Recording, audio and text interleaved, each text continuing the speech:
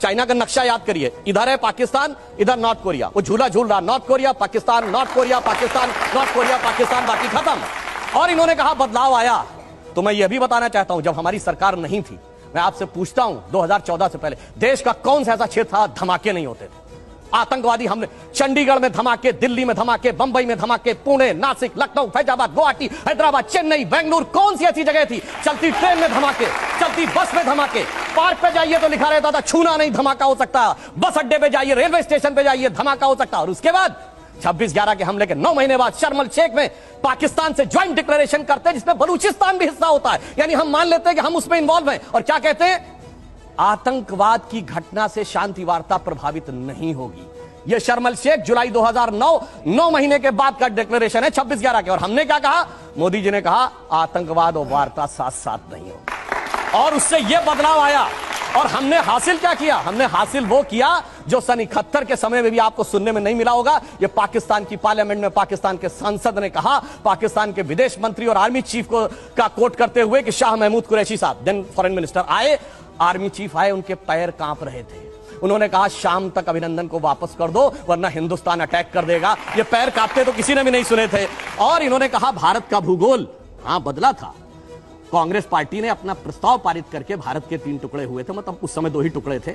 ये एआईसीसी के रेजोल्यूशन में पास हुआ। और मैं ईमानदारी की बात मानता हूं, नई इकोनॉमिक पॉलिसी मैं मानता हूं कांग्रेस सरकार ने शुरू की, और वो एक अच्छा कदम था, मैं ईमानदारी से कह रहा हूं, जिससे देश आगे बढ़ा।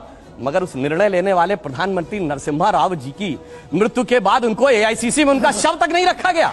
और तीसरी बात अंत में कह दूं, इन्होंने बात कही जय जवान जय किसान। बिल्कुल, लाल बहादुर शास्त्री जी ने शानदार काम किया। भारत का न्यूक्लियर प्रोग्राम एक साथ शुरू हुआ।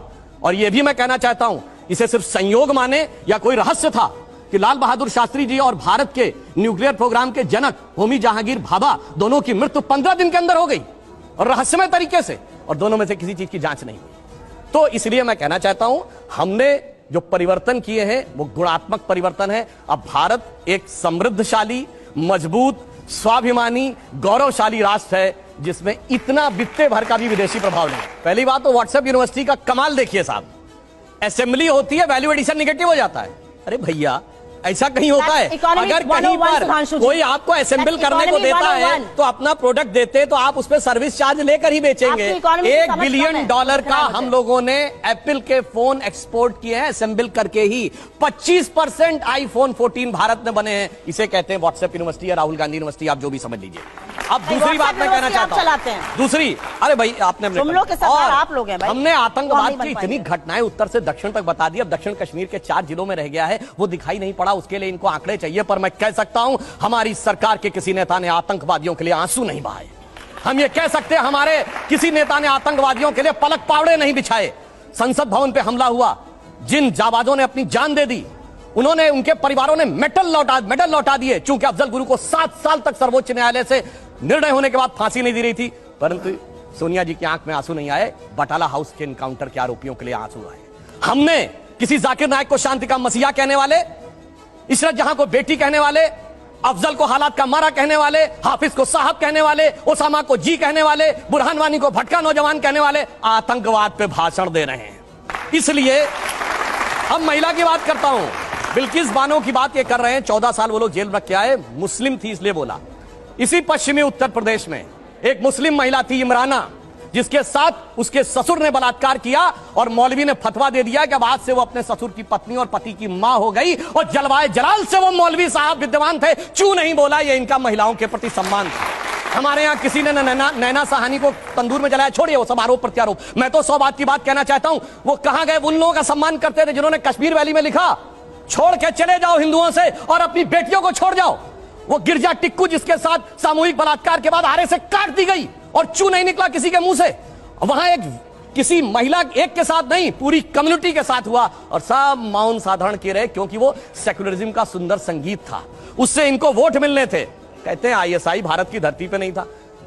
मैडम, आपकी सरकार के समय में रिपोर्टें हैं आईएसआई के कितने मॉड्यूल्स काम कर रहे थे, और जो आप बता रही हैं वो कहानी तो बहुत पुरानी हो गई। उसके बाद तो जो ठुकाई हुई कहां, उरी में, जो कुछ हुआ बालाकोट में, उसके बाद Imran Khan as prime minister of Pakistan बोले पाकिस्तान की नेशनल असेंबली में, जो हिंदुस्तान ने किया है बालाकोट में उससे ज्यादा कुछ खौफनाक ये लोग करना चाह रहे हैं।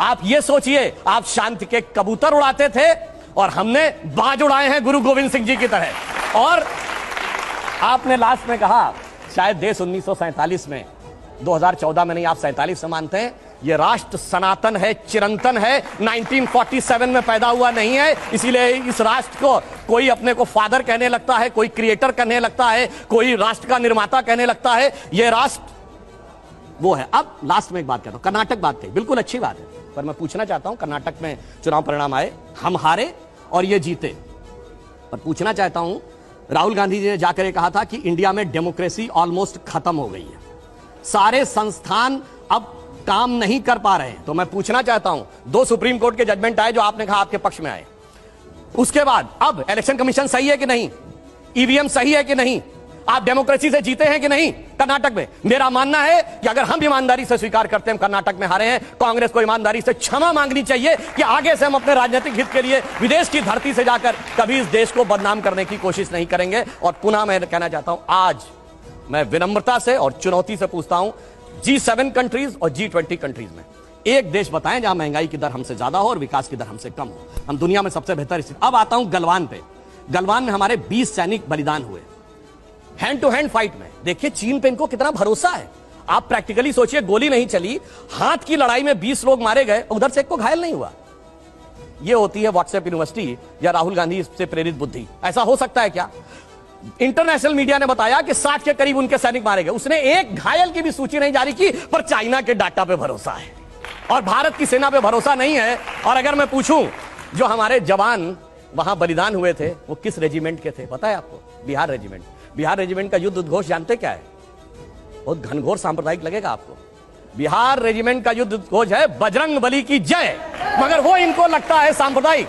राजपूत रेजिमेंट का युद्ध उद्घोष है राजा रामचंद्र की जय, सुनिए। और जो हमारी गोरखा रेजिमेंट का युद्ध उद्घोष है जय जय महाकाली आयोरी गोरखाली। मगर अफसोस है कि भारत की ऊर्जा ओजस्विता के सारे प्रतीकों को सांप्रदायिक कह कह के आपने उनको भोथरा करने का प्रयास किया। और कर्नाटक में आज क्या हुआ? इनके राष्ट्रीय अध्यक्ष के बेटे आज ही बोले कहे हम सांप्रदायिक संगठनों को नहीं वो करेंगे और आरएसएस को भी हम बख्शेंगे नहीं। अरे भाई, बड़े मियां तो बड़े मियां, छोटे मियां सुभान अल्लाह। और मैं इनसे विनम्रता से पूछता हूं, अब आप अपना वादा निभाइए। आपने कहा था हम 6% मुस्लिमों का आरक्षण देंगे, मुस्लिम आरक्षण देके दिखाइए। इसकी तो जांच हो रही है, जांच कोर्ट के भी निर्देश पे हो रही है और इंडियन ओलंपिक एसोसिएशन भी कर रही है, उसका इंतजार नहीं है। मगर ये बताइए, केरल में जो लड़कियां पकड़कर धर्मांतरण करके जिहादी बनाने के लिए ले जाई जा रही हैं, वो तो फेक स्टोरी है। महिला सम्मान सब गायब, वहां पे महिला सम्मान गायब। और यहां जो जांच हो रही है कोर्ट के निर्देश में हो रही है, उसका इंतजार नहीं करना है और ताली बजाना है और वहां कहना। जबकि इनके मुख्यमंत्री ओमन चांडी ने कहा है, कांग्रेस के मुख्यमंत्री ने और कम्युनिस्ट पार्टी के मुख्यमंत्री, वहां महिला नहीं, न कश्मीर में चिंता महिला की, न केरल में चिंता। और जहां पर जांच हो रही है, जांच रिपोर्ट आने का इंतजार नहीं, सारी चिंता वहीं पे दिखाई पड़ती है। इसीलिए कहते हैं अंदर से कुछ और, बाहर से कुछ और नजर आते हैं। बाखुदा, आगे मैं नहीं बोलूंगा, वो गाना आप लोग जाके देख लीजिए। एप्पल से एप्पल ही कंपेयर करना चाहिए। यहां आदमी 70-80 रुपए में भी जाके नाश्ता कर सकता है। अमेरिका में दिखाइए कोई जहां $1 में नाश्ता हो सकता हो। चुनौती से कहता हूं। इसीलिए मैं कह रहा हूं भाई, ये जो इकोनॉमिक, इसीलिए अगर IMF, वर्ल्ड बैंक ये चीजों की रेटिंग दे रहे हैं तो, और मजे की बात देखिए, उस पार्टी से सबसे ज्यादा विदेश भ्रमण करता है जिनका नेता, विदेश में जाकर ज्ञान देता, उसके बाद उनको नहीं पता। खैर, मगर आपने देखा पूरे प्रवचन में केरल से मुंह मोड़ ले गई। मूवी में कहानी है। और सुनिए, 300 के बारे में केरल के मुख्यमंत्री फ्लोर ऑफ द हाउस पे बोल चुके हैं, इनको वो सुनाई नहीं पड़ता, जबकि ये नेता प्रतिपक्ष से। और वो कौन थे? लव जिहाद शब्द हमने नहीं प्रयोग किया है, VS अच्युतानंदन कम्युनिस्ट पार्टी के सीएम, उन्होंने यूज किया। इनके सीएम ओमन चांडी ने यहां कह रही हैं कि जांच का इंतजार नहीं करो, कार्रवाई कर दो। केरल में जांच हो चुकी। केरल STF ने 5000 केसेस की स्टडी करके केरल के हाई कोर्ट को रिपोर्ट सबमिट की। हाई कोर्ट ने, और अगर ना हो तो जाइए चेक करिए, 9 दिसंबर 2009 Shahjahan versus state of Kerala case, उसमें पॉइंट नंबर 16 पे पढ़िए। कोर्ट क्या कहता है कि ऐसा लगता है कि एक स्ट्रक्चर्ड तरीका है जिसे कुछ लोग रोमियो जिहाद और लव जिहाद कह रहे हैं, ताकि मुस्लिम लड़कों की तरफ से। और ये केरल की आपकी सरकार की जांच की रिपोर्ट है कि सिमी ने 1995 में योजना बनाई थी और जिसके चलते हुए मिडिल और अपर मिडिल क्लास की हिंदू और क्रिश्चियन गर्ल्स को टारगेट, मतलब अपने नेता को भी झूठा साबित कर दो, दूसरे को भी झूठा साबित कर दो, उसके बाद कह दो ये व्हाट्सएप यूनिवर्सिटी है और फलाना ढिमाका, ये सारी बातें। और दूसरा इन्होंने राष्ट्रपिता पे कहा, तो हम तो सिर्फ ये कहना चाहते हैं, हम तो इस देश को भारत माता मानते हैं। अब जो माता का पिता अपने को मानता हो वो इस बात के ऊपर विचार कर ले, बस यही अंतर है। और इनके मुंह से एक और बात निकली कि 200 साल की गुलामी, 200 साल की गुलामी, यही तो अंतर है। अरे गुलामी 200 की नहीं 800 साल की थी। अगर 200 साल की गुलामी थी, छत्रपति शिवाजी महाराज जिससे लड़ रहे थे वो संघर्ष नहीं था, महाराणा प्रताप लड़ रहे थे वो संघर्ष नहीं था, गुरु गोविंद सिंह लड़ रहे थे, यही अंतर है। इसीलिए मैंने जहां पहली बात कही थी, पहली बार एक ऐसी सत्ता आई है जिसपे विदेशी प्रभाव नहीं है। यह विदेशी प्रभाव है कि 200 साल की गुलामी में ही चलते रहते हैं। अब इन्होंने कहा राज्य हारे, हम हारे, मगर जानते क्या अंतर है? कर्नाटका में हमारा आज भी वोट शेयर 36% है। जो हमारा, हम चुनाव हारे हैं मगर हमारा vote percentage all time high है 75 साल का। और हम हिमाचल आ रहे हैं जहां हम 37,000 वोट कम है पूरी हिमाचल स्टेट में, जितने में यहां एक कॉन्स्टिट्यूंसी है। मगर आज जहां हारे हैं गुजरात में 32 ऐसी थी, 32 ऐसी कॉन्स्टिट्यूंसी थी जो 47 से आज तक नहीं हारे थे, वोट परसेंटेज आधा रह गया। उत्तर प्रदेश में आज एक विधायक और एक सांसद, यानी सुनिए लगभग सभी सीटों पे जमानत जब्त। यानी आज उत्तर प्रदेश में हालत यह है गांधी परिवार के गृह राज्य में कि आज तो उतनी भी मैं नहीं है मैखाने में जितनी हम छोड़ दिया करते थे पैमाने में। तो आप जहां हारे हैं वो बर्बादी का सबब लेके आए हैं हम जहां। और इन्होंने कहा दक्षिण का द्वार बंद हो गया। अच्छा बताइए, कर्नाटक से पहले कांग्रेस की दक्षिण के कितने राज्यों में सरकार थी? भूपति राघव राजा राम, गांधी जी का अंतिम शब्द था हे राम, जो समाधि पर आज तक लिखा है। और भगवान राम ने क्या बोला? जननी जन्मभूमिश्च स्वर्गादपि गरीयसी। यदि वो इस देश को अपनी माता मानते हैं तो आप कैसे कह रहे हैं कि उनसे, राम से ऊपर उनका कोई पिता हो गया? अब दूसरी बात मैं कहता हूं, और आपने तो 2007 में कोर्ट में हलफनामा दिया कि भगवान राम काल्पनिक थे, गांधी की आत्मा की हत्या की आपने, शरीर का हत्यारा मैं कहने को तैयार हूं कि उसको मुर्दाबाद कहिए, आप कहिए आत्मा का हत्यारा गांधी परिवार मुर्दाबाद, बोलिए, मैं बोलने को तैयार हूं। आप जोर से बोलिएगा। गांधी की आत्मा राम को कह दिया कि वो थे ही नहीं, यानी महात्मा गांधी की समाज पे लिखा हे राम गलत है, झूठ है, बोलिए। एक कांग्रेस कब बनी थी? 1885। संस्थापक कौन था? एलन ऑक्टेवियम ह्यूम, ब्रिटिश सरकार का सेक्रेटरी। पहले अध्यक्ष कौन थे? विमेश चंद बनर्जी, जाके इंग्लैंड में बस गए। 1885 से लेकर 1910 तक एक नहीं अनेक ब्रिटिश सरकार के सेक्रेटरी कांग्रेस के अध्यक्ष रहे। कौन? William Wedderburn, George you'll.